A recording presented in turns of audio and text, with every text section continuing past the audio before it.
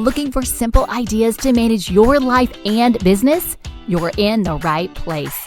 Here you'll find realistic tips and ideas to tame your task list in easy ways. I'm your host, Amy Michaels. Let's get started together with today's episode of the Tame Your Task List podcast. Hi, friend. Today we're going to talk about being busy.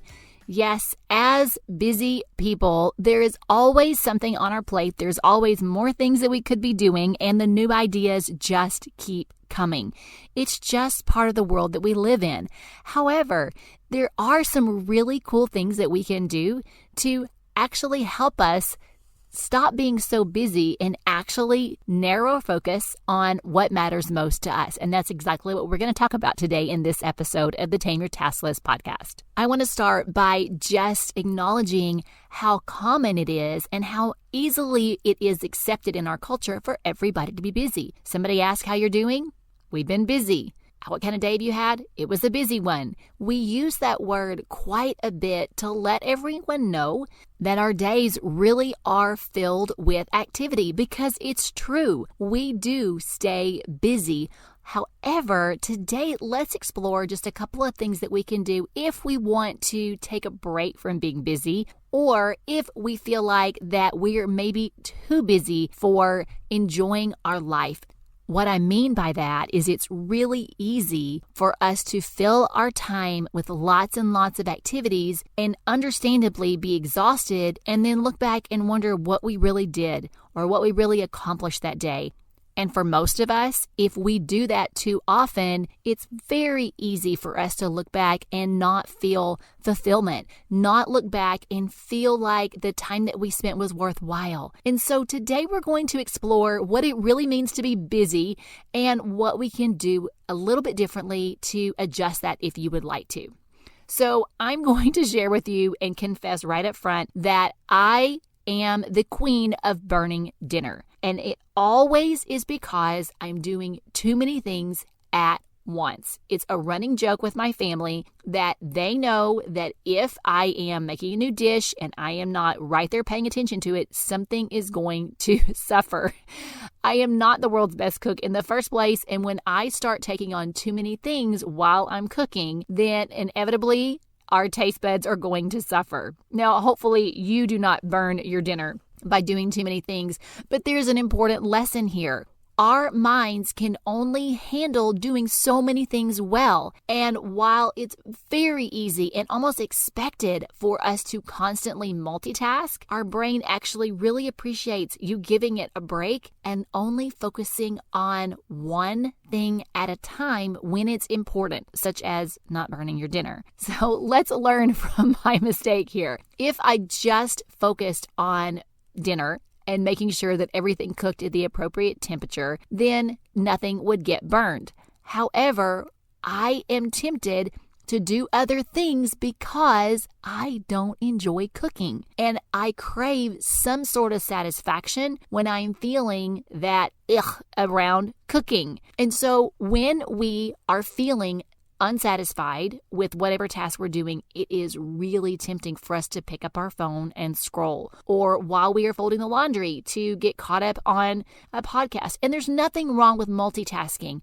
However, I'm going to invite you to think about which tasks on your task list really deserve your undivided attention. For those of you that are not cooking challenged like I am, you may be able to manage cooking dinner and take breaks to go fold laundry all while listening to a podcast. It works for you because that is your unique set of strengths and weaknesses that you've already got figured out. However, sometimes there are areas of our life where we do struggle, and it may even be an area of our life where we are doing the task because we're obligated or committed, but it's not something we really enjoy. And so therefore we are tempted to distract ourselves with another task at the same time and multitasking. And inevitably, we're already struggling, and it actually makes it harder on us. We set ourselves up to actually extend the amount of time it would probably take to get that task done if we just narrowed our focus and did one thing at a time. The beauty in this is that each one of you listening to this podcast is going to have a unique, individual right answer for what that looks like for you. There are seasons of my life when I could cook dinner and do other things at the same time with no problem. However, in the season of life I'm in right now, where I have 3 kids and things are not just me solo, then there's a lot more things for me to juggle, and I need to give it my full attention. I need to narrow my focus, put my phone away, and just make sure that I give making dinner my undivided attention. And narrowing your focus can even apply to how many things that you commit to doing. I have learned the hard way that there are many different areas of running a business that I cannot do well at the same time. I shared in one of my very first episodes how I am taking a pause from social media, even on my business page. I realized that I only had bandwidth to manage the parts of my business that were the most important. And for me, social media was not a top priority. Maybe someday it will be. Maybe someday I'll hire that out so that I actually can reach more people. But in the meantime, when I only have a certain amount of time and energy and money, then I have to narrow my focus on what tasks and what projects are going to get me to the result that I want. What is most important to me in my personal life, in my work life, with my relationships? And by narrowing the focus to align with actions or tasks that are going to reach those goals, I just feel like that is a really wise use of our time and energy. It is your turn. It is accountability action time. And I would love for you to tell me what is one area of your life that really deserves a narrow focus. That means that it deserves your undivided attention. Because if you will share that in the comments, then I would love to give you some encouragement and cheer you on, because you are not alone struggling with that. We all have things that we really do need some accountability. Those are things that we really do want to follow through to accomplish, but we need a little bit of extra help. And I recently was told that getting accountability when you need it is one of the most responsible things that you can do. In fact, I need to do a whole podcast on that one, so hopefully that'll be coming soon. But until then, I do want to know from you, what is one area of your life that deserves your undivided attention, your top priority, your narrow focus?